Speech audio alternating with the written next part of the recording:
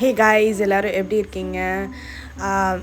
இதுதான் ஒரு vlog. எங்களோட குலதெய்வம் போனோம். அந்த vlog தான். காலையில் எழுந்துச்சி கோலம் போட்டுட்டு கோயிலுக்கு தேவையான சாமானை ரெடி பண்ணியாச்சு. அர்ச்சனை வந்து 5 அர்ச்சனை பண்ணோம். பிள்ளையாருக்கு, ஐயனாருக்கு, வீரனுக்கு, முருகனுக்கு, கரைமேல ஐயனார், இவங்க எல்லாருக்கும் அர்ச்சனை பண்ணியாச்சு. ஆட்டோவில் தான் போனோம். எங்கள் ரோடு வந்து ரொம்ப அழகாக இருக்கும் பார்க்குறதுக்கு. எரவஞ்சேரிலேருந்து கும்பகோணம் NH4 மாதிரி தான். ரொம்ப ப்ளசண்ட்டாக இருக்கும் ரோடே. இப்போ ஃபுல்லாக வயல், அதுக்கப்புறம் க்ரீனரி, அது மாதிரி. இதுதான் கோயில் பார்க்குறதுக்கு ரொம்ப அழகாக இருக்கும். நல்லா அழகாக கட்டியிருப்பாங்க. இப்போ தான் ரீசெண்டாக கும்பாபிஷேகமும் நடந்துச்சு. இது ஐயனார் கோயில். ஃபஸ்ட்டு போனதுக்கப்புறம் நாங்கள் ஃபுல்லாக விளக்கு போட்டுட்டோம். எல்லா சாமிக்கும் விளக்கு போட்டுட்டு அதுக்கப்புறம் பூஜைக்கு வந்து ஐயர்கிட்ட சாமானை கொடுத்தோம். கோயிலுக்கு எப்போதும் போனால் சாமிக்கு விளக்கேற்றுறது, பூ வைக்கிறது, இதெல்லாம் பண்ணாக்கா மனசு ரொம்ப சாந்தியாக இருக்கும். இதுதான் அர்ச்சனா சாமான். 5 தேங்காய், 5 செட்டு வாழைப்பழம், பத்தி, சூடம், பூ எல்லாமே வச்சு அர்ச்சனைக்கு கொடுத்தாச்சு. ஃபஸ்ட்டு அங்கே நிறைய பேர் வந்திருந்தாங்க பத்திரிக்கைக்கு பூஜை பண்ணுறதுக்கு. கல்யாண பத்திரிக்கை எப்போதும் ஃபஸ்ட்டு குலதெய்வத்துக்கு வைப்பாங்க, அதுக்கப்புறம் தான் எல்லாேருக்கும் கொடுப்பாங்க. ஸோ அந்த ரிச்சுவல் வந்து பண்ணிகிட்டு இருந்தாங்க நிறைய பேர். அப்புறம் ஒருத்தவங்க வந்து புது வண்டி வாங்கியிருந்தாங்க, அவங்களும் பூஜைக்கு வந்திருந்தாங்க. ஆக்சுவலாக இந்த கோயில் வந்து நிறைய பேரோட குலதெய்வம். ரொம்ப ரொம்ப தூரமான இடத்துலேருந்து கூட இங்கே வருவாங்க. ரொம்ப ஃபேமஸான டெம்பிள் மெயின் ரோட்லேயே இருக்குது, ராஜகிரியில் இருக்குது. நீங்களும் கும்பகோணம் இல்லை அந்த சைடு பாபநாசம் சைடெல்லாம் வந்துருந்தீங்கன்னா கண்டிப்பாக இந்த கோயிலையும் விசிட் பண்ணுங்கள். ஐயனார் ஓட ஃபேமஸான கோயில் இது. ஃபஸ்ட்டு பிள்ளையாருக்கு அர்ச்சனை பண்ணிட்டாங்க.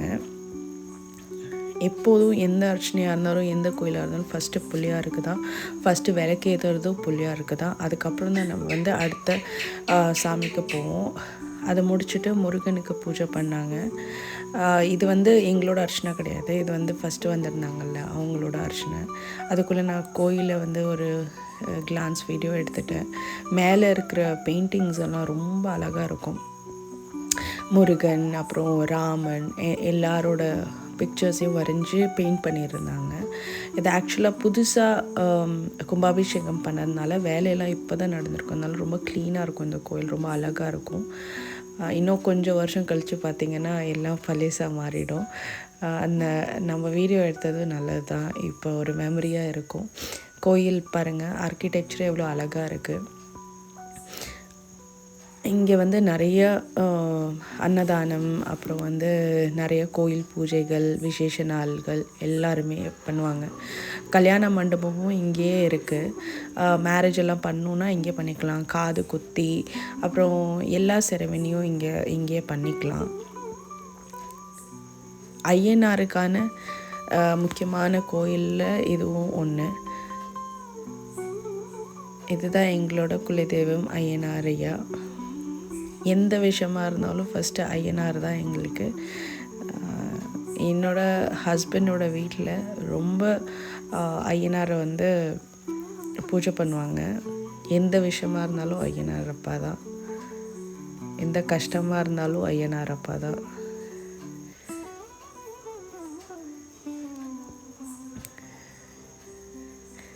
என் பொண்ணு அதுக்குள்ளே பெல் அடிச்சுட்டு இருந்தா.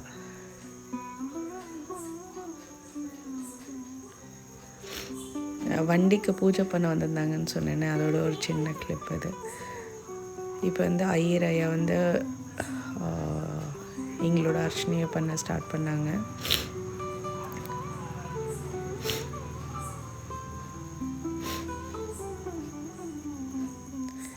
அர்ச்சனையை வந்து கிட்ட இருந்து பார்க்குறதே ஒரு பாக்கியம்தான். ஏன்னா எப்போதும் அர்ச்சனை பண்ணும்போது நிறைய க்ரௌடு இருக்கும்.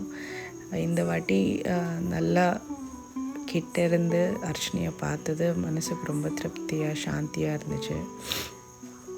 அந்த தீபத்தை வந்து சாமி முன்னாடி பார்த்து கும்பிடுறது வந்து மனசுக்கு ரொம்ப அமைதியாக இருக்கும்.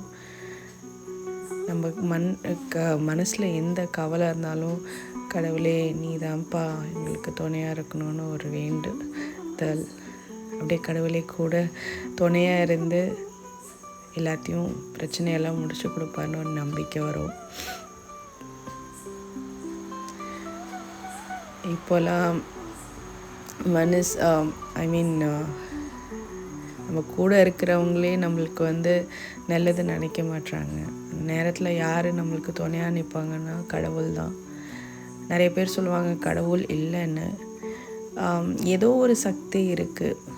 அது என்னவாகவும் இருக்கலாம், யூனிவர்ஸாக இருக்கலாம், இல்லை ஒரு சக்தியாக இருக்கலாம்.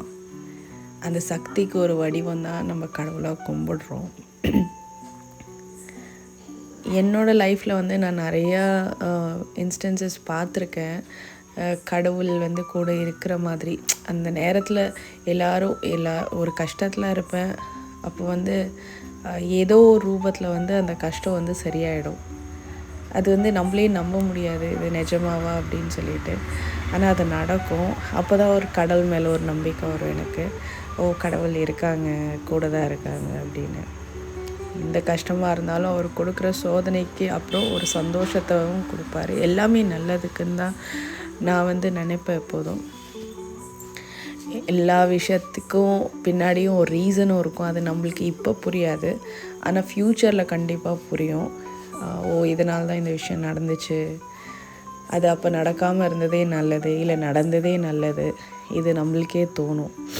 அதனால் எல்லா பிரச்சனையிலையும் மனசை தளர விடாமல் நம்ம போயிட்டே இருக்கணும். எல்லாமே நல்லதுக்குன்னு எடுத்துக்கிட்டு சந்தோஷமாக இருக்கணும். எல்லார் வீட்லேயும் பிரச்சனை இருக்குது, யாருமே நிம்மதியாக இல்லை. காசு இருக்கிறவங்களும் கஷ்டத்தில் இருக்காங்க, காசு இல்லாதவங்களும் கஷ்டத்தில் இருக்காங்க. ஆனால் நம்ம எப்படி வாழ்கிறோம் அதுதான் ரொம்ப முக்கியம். நம்மக்கிட்ட என்ன இருக்கோ அதை வச்சு சந்தோஷப்படணும். அதுதான் நான் நம்புவேன். மற்றபடி கடவுள் நம்ம கூட இருக்கார். இன்றைக்கி இல்லைன்னா என்றைக்காச்சும் ஒரு நாள் நம்ம பிரச்சனையெல்லாம் முடியும். அப்போ சந்தோஷமாக நம்ம குலதெய்வத்தை மனசில் நினச்சிக்கணும். ஆக்சுவலாக குலதெய்வம் எல்லா சாமியை விட முன்னாடி நம்ம மனசில் நினைக்கணும். குலதெய்வத்துக்கு அப்புறம் தான் எல்லா கடவுளும்னு சொல்கிறாங்க. அது ரொம்ப பெரிய உண்மை. குலதெய்வத்தை மதிக்கலைன்னா நம்ம என்ன பூஜை செஞ்சாலும், எந்த கோயிலுக்கு போனாலுமே அது பலன் அளிக்காதுன்னு சொல்கிறாங்க. அவ்வளோ இம்பார்ட்டன்ஸ் குலதெய்வத்துக்கு இருக்குது. இன்னொரு விஷயம் என்ன சொல்கிறாங்கன்னா, குலதெய்வ கோயிலோட மண் எடுத்துகிட்டு வீட்டில் பூஜை ரூமில் வச்சா ரொம்ப நல்லதுன்னு சொல்கிறாங்க. அது குலதெய்வத்தையே நம்ம வீட்டுக்கு கொண்டு வைக்கிற மாதிரி. நம்ம முன்னோர்கள் எந்த விஷயம் செஞ்சாலும் அதுக்கு ஒரு பின்னாடி ஒரு ரீசன் இருக்கும். இப்போ குலதெய்வம்னு நம்ம ஒன்று கும்பிட்றோன்னா அதுக்கு பின்னாடி ரொம்ப பெரிய ரகசியம் இருக்குது. அதை நம்ம நம்பி வழிபாடு செய்யணும். ஆக்சுவலாக இந்த கோயிலுக்கு போனாலே மனசு ரொம்ப அமைதியாகிடும். எனக்கு வர்றதுக்கே மனசு வராது. இந்த கோயில் அவ்வளோ அழகாகவும் இருக்கும், மனசுக்கு நிறைவாகவும் இருக்கும். அங்கே கடவுள் பார்த்தாலே ஒரு நம்பிக்கை வரும். நானும் ரொம்ப நாள் கழித்து தான் இந்த கோயிலுக்கு போனேன். எப்படின்னா ஜனவரி இந்த வருஷம் ஸ்டார்ட் ஆச்சுன்னா குலதெய்வத்துக்கு போகணுன்னு நினச்சோம். ஆனால் அன்றைக்கி போக முடியல. இப்போ போக முடிஞ்சது. இதெல்லாம் ஒரு பாக்கியம்தான் எங்களுக்கு. இவங்க தான் வீரனுக்கு அர்ச்சனை செய்கிறாங்க.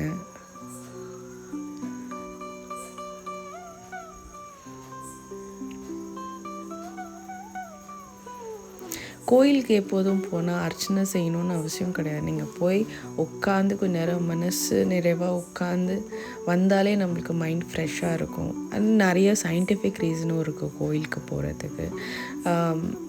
அந்த பெல் சவுண்ட், அந்த ஆர்த்தியோட தீபம், அதை பார்க்குறது, அப்புறம் ஸ்மெல் பண்ணுற இந்த ஊதுபத்தி, அப்புறம் சாம்பிராணி ஸ்மெல்லு, அப்புறம் விபூதி, குங்குமம், பிரசாதம், இதெல்லாமே வந்து ஒரு சயின்டிஃபிக் ரீசன் இருக்குது அதுக்கு.